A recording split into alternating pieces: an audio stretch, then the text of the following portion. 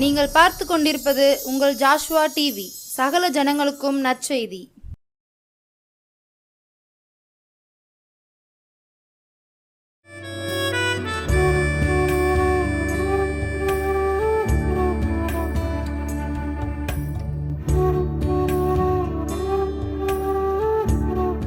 கர்த்தருடைய பரிசுத்த நாமம் மகிமைப்படுவதாக. கிறிஸ்து அன்பானவர்களே, இந்த நாளிலும் கூட மறுபடியுமாக கர்த்தருடைய வார்த்தையை நாம் பகிர்ந்து தியானிக்கும்படியாக வந்திருக்கிறோம். வசனத்தை கூட வாசிக்க ஆசைப்படுகிறேன். உபாகமம் புஸ்தகத்தில் 6ஆம் அதிகாரத்தில் 6வது வசனத்தில் இப்படியாக எழுதப்பட்டு இருக்கிறது. கர்த்தருடைய வார்த்தை அப்படின்னு சொல்லி நாம் 3வது பாகத்தை இன்றைக்கு நாம் தியானிக்க போகிறோம். உபாகமம் 6:6. இன்று நான் உனக்கு கட்டளையிடுகிற இந்த வார்த்தைகள் உன் இருதயத்தில் இருக்க கடவது. கர்த்தருடைய வார்த்தையை தியானிக்கும்படியாக, அதை கொஞ்ச நேரம் அறிவிக்கும்படியாக அப்படியே நம்ம தலையை தாழ்த்தி கர்த்தரை நோக்கி பார்க்கலாமா? இஸ்ரவேலின் பரிசுத்தரை நோக்கி பார்க்கலாமா? சர்வ பூமி முழுவதுக்கும் ஆண்டவரை நோக்கி பார்க்கலாமா? ஆபிரகாம், ஈசாக்கு, யாக்கோபோடும் உறவாடி உலாவி வந்த ஆண்டவர் உங்களை பார்க்க, என்னை பார்க்க இந்த இரவு வேளையிலே வந்திருக்கிறார். பிள்ளைகளே, உங்களை பார்க்க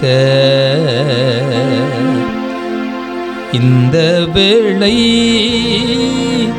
வந்து உள்ளே. என் வார்த்தைகளை, என்னுடைய கட்டளைகளை, என் கற்பனைகளை வாசித்து தியானிக்கின்ற பிள்ளைகளே, உங்களை பார்க்க இந்த வேளை வந்து உள்ளேன். ஆபிரகாம், ஈசாக்கு, யாக்கோபோடும் உறவு கொண்ட கர்த்தர் நானே. உன்னோடும் இன்று நான் உறவாட, உன்னோடும் இன்று நான் உறவாட வந்தேன் இந்த வேளை. உன்னோடும் இன்று நான் உறவாட வந்தேன் இந்த வேளை. சொல்லுங்க நீங்க இவைகளை, நம்புங்க நீங்க இயேசுவை.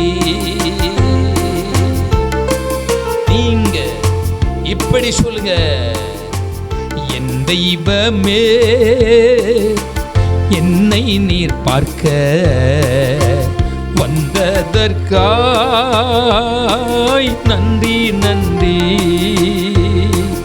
என் தெய்வமே, என்னை நீர் பார்க்க வந்ததற்காய் நன்றி நன்றி நன்றி நன்றி நன்றி நன்றி நன்றி நன்றி நன்றி நன்றி. இயேசு ராஜா என் ரட்சகா, இயேசு ராஜா என் ரட்சகா. நன்றி நன்றி நன்றி நன்றி நன்றி நன்றி நன்றி நன்றி. ஆபிரகாம், ஈசாக்கு, யாக்கோபோடும் உறவு கொண்ட கர்த்தர் நீரே. என்னோடும் இன்று நீர் உறவாட வந்ததற்காய் நன்றி. ஆபிரகாம், ஈசாக்கு, யாக்கோபு கூட உறவாடினாண்டவர், உடன்படிக்கை பண்ணின தேவனாகிய கர்த்தர், நல்ல வாக்கை சுதந்திரமாக கொடுத்த தேவனாகிய கர்த்தர் இன்றைக்கும் எங்களோடு கர்த்தாவே, நீர் எழுதி கொடுத்த வேத வார்த்தைகளை தியானிக்க சொல்லி இருக்கிறீரே, அந்த வார்த்தைகள் எங்களுக்கு நேராக கடந்து வரட்டும்.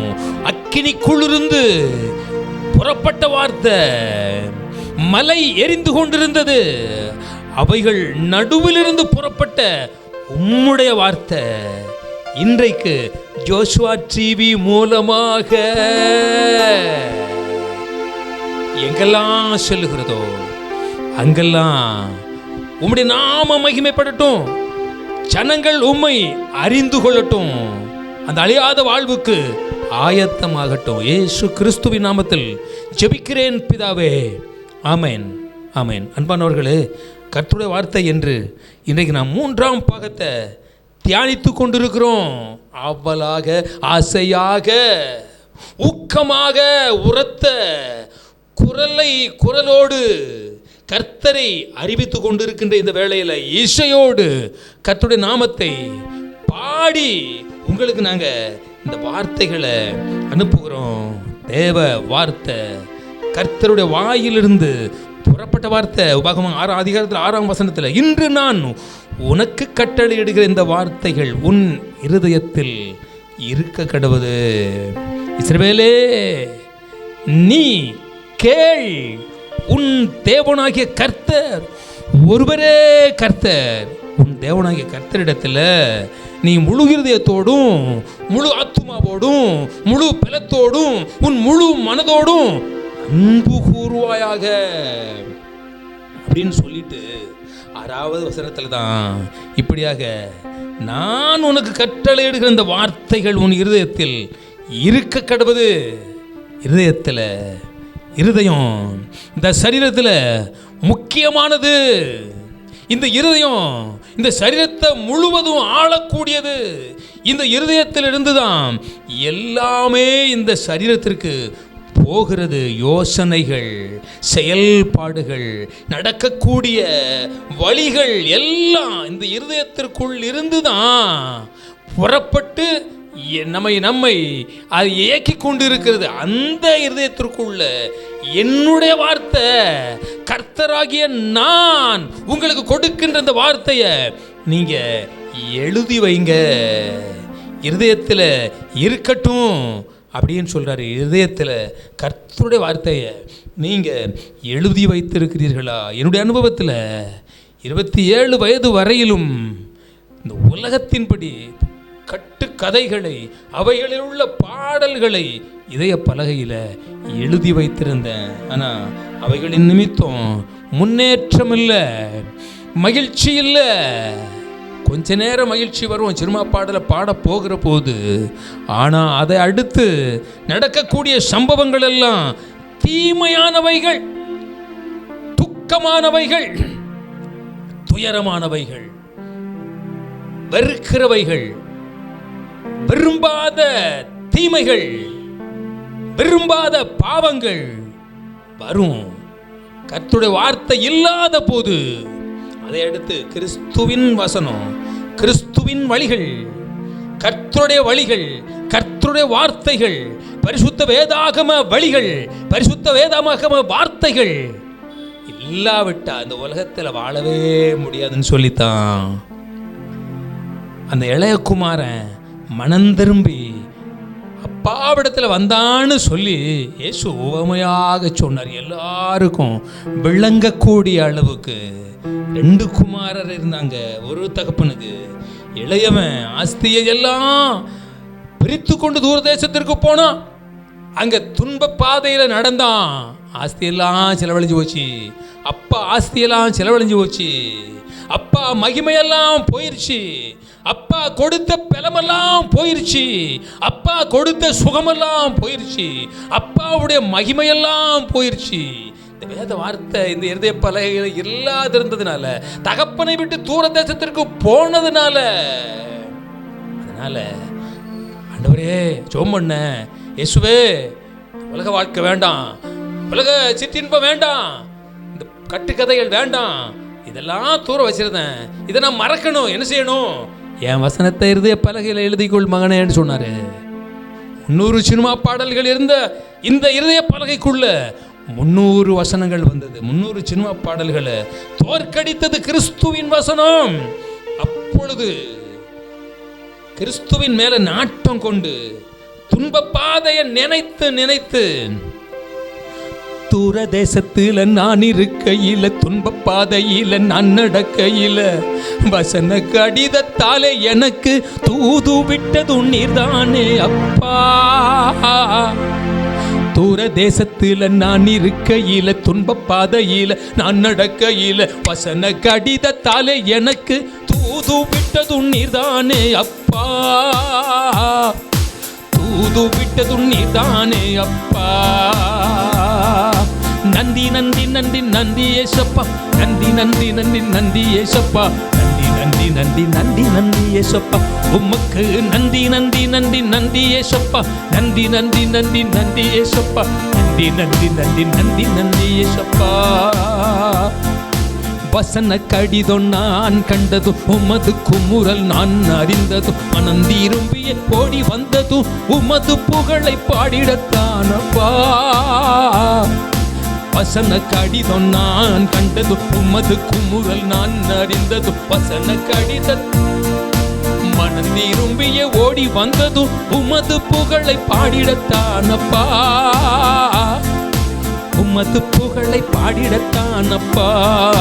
நந்தி நந்தி நந்தி நந்தி ஏசப்பா, நந்தி நந்தி நந்தி நந்தி ஏசப்பா, நந்தி நந்தி நந்தி நந்தி ஏசப்பா, நந்தி நந்தி நந்தி நந்தி ஏசப்பா, நந்தி நந்தி நந்தி நந்தி ஏசப்பா, நந்தி நந்தி நந்தி நந்தி ஏசப்பா.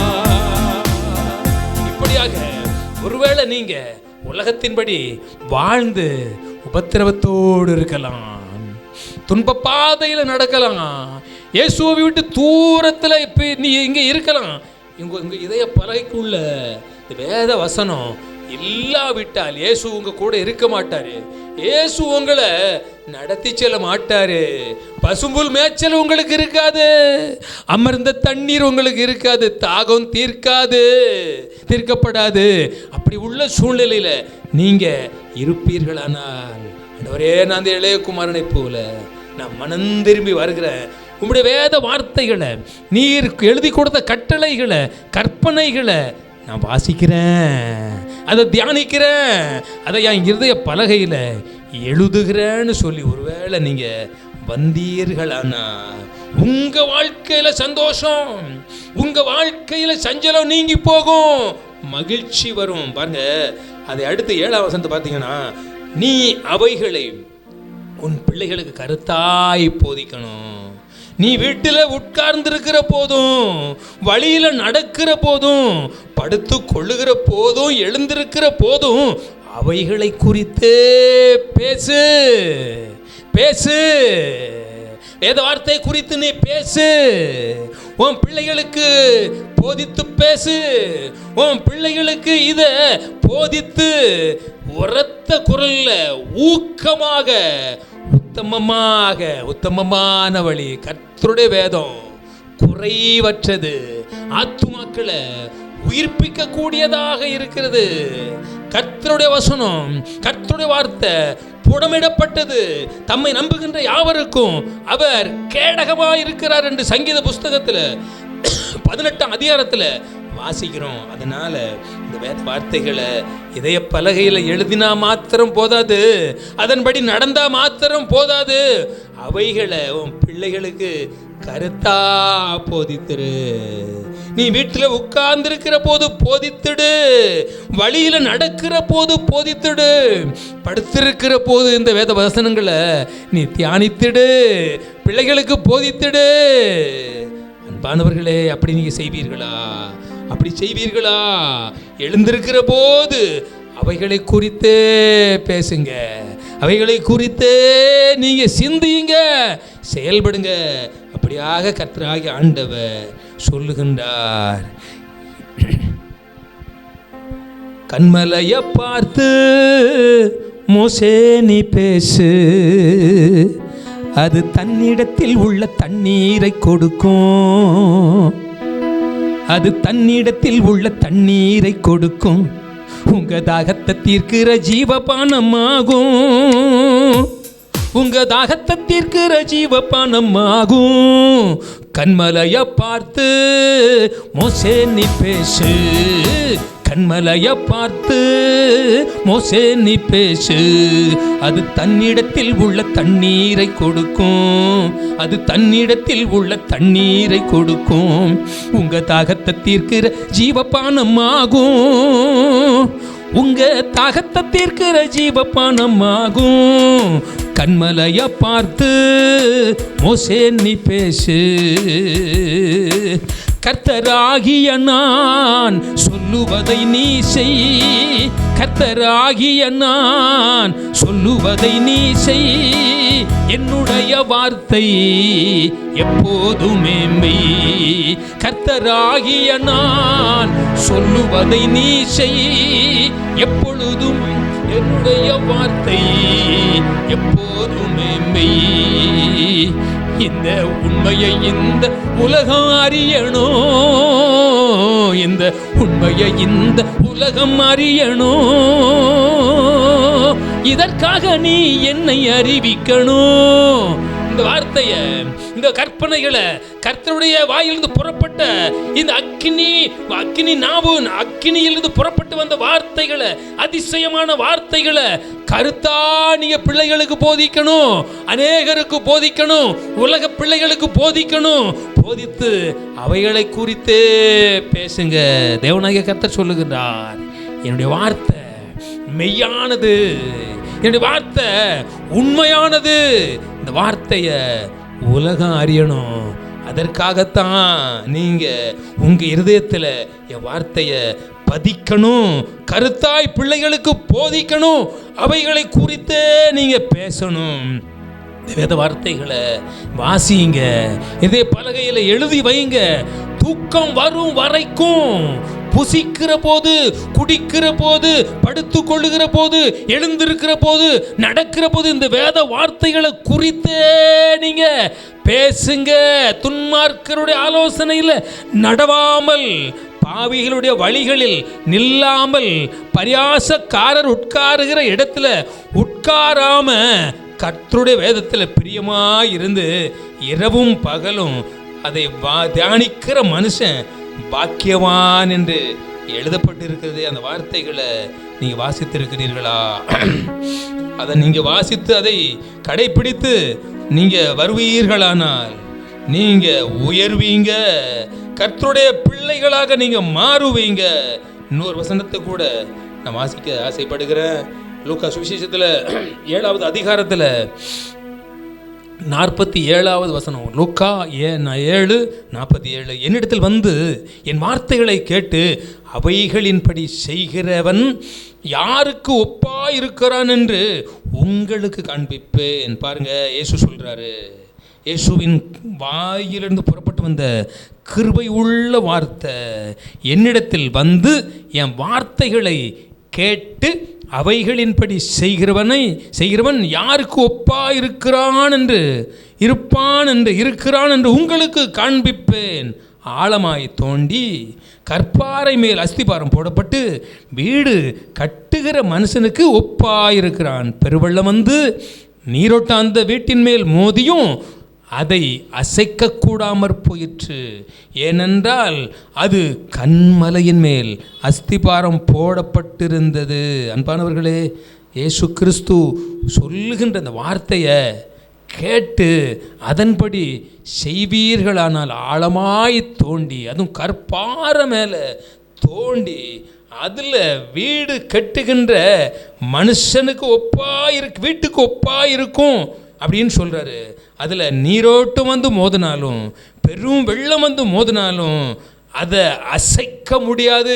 ஏனென்றால் அது கன்மலை மேலே கட்டப்பட்டிருக்கிறது அப்படின்னு சொல்லி கர்த்தராகி ஆண்டவர் சொல்லுகின்றார். அன்பானவர்களே, வேத வார்த்தைகளை நீங்கள் கேட்பீர்களா? இயேசு சொல்கிறாரு, என்கிட்ட நீங்கள் வாங்க, தம்பி தங்கச்சி, அம்மா ஐயா, பெரியவர்களே சிறியவர்களே, இயேசுவிடம் வாங்க, இயேசுவிடம் வாங்க, இயேசுவிடம் வந்து என் வார்த்தைகளை கேளுங்க. இயேசுவிடம் வாங்க, இயேசு வார்த்தையை கேளுங்க, இயேசுவிடம் வாங்க நீங்க, இயேசு வார்த்தைய கேளுங்க நீங்க.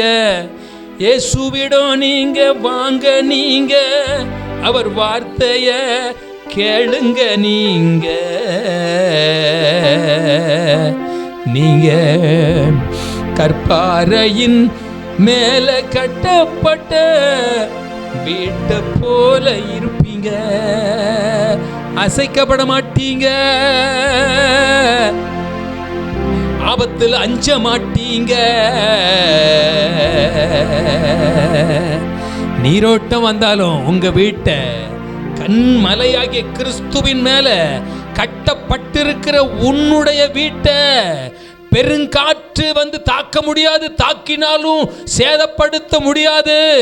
பெருமழை வந்து மோதி அடிச்சாலும் உன் வீட்டை, விசுவாச வீட்டை, பரிசுத்த வீட்டை, இயேசு கிறிஸ்து தங்குகின்ற உன் வீட்டை, ஆழமாய் தோண்டப்பட்டு கண்மலை மேல் கட்டப்பட்டிருக்கின்ற வீட்டை எதுவும் அசைக்க முடியாது.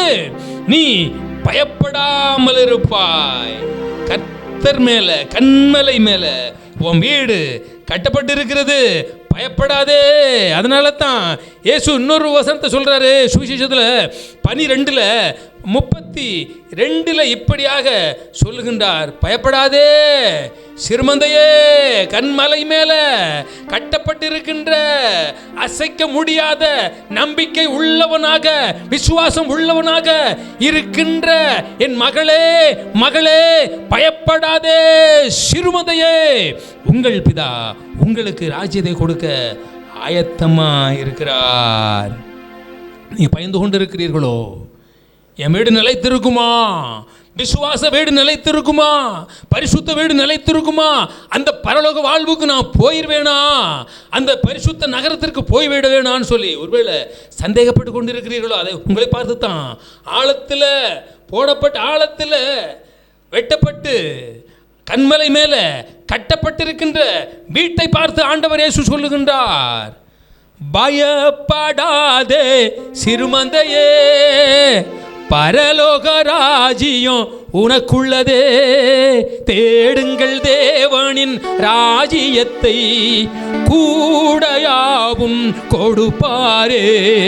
பயப்படாதே சிறுமந்தையே, பரலோக ராஜ்யம் உனக்குள்ளதே, தேடுங்கள் தேவனின் ராஜ்யத்தை, கூடையாவும் கொடுப்பாரே.